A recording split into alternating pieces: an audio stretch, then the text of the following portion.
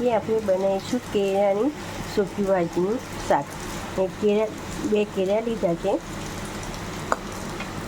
સિંગદાણા છે, લીલા મરચાં છે, તલ છે, મીઠું છે, મીઠું લીમડો છે અને જીરું લઈશું. આપણે તેલ ગરમ કરવા મૂકીશું. આપણે વઘારમાં જીરું નાખીશું.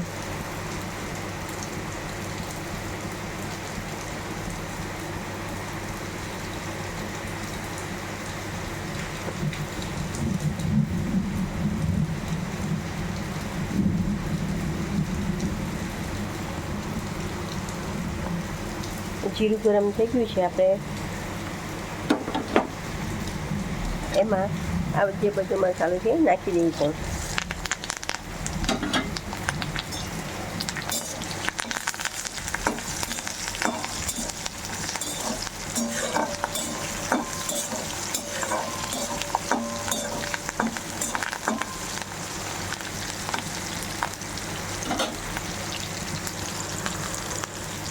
થોડીક વાર સંતળાઈ જાય પછી આપણે અંદર કેળા નાખીશું.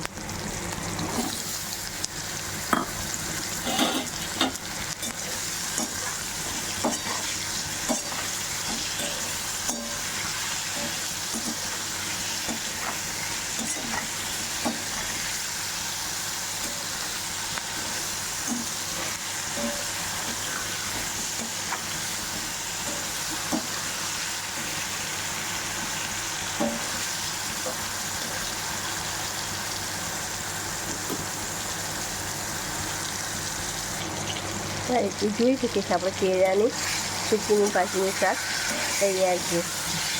મેં પાકા કેળા લીધા છે. કાચા કેળા હોય તો બાફીને લઈએ આપણે.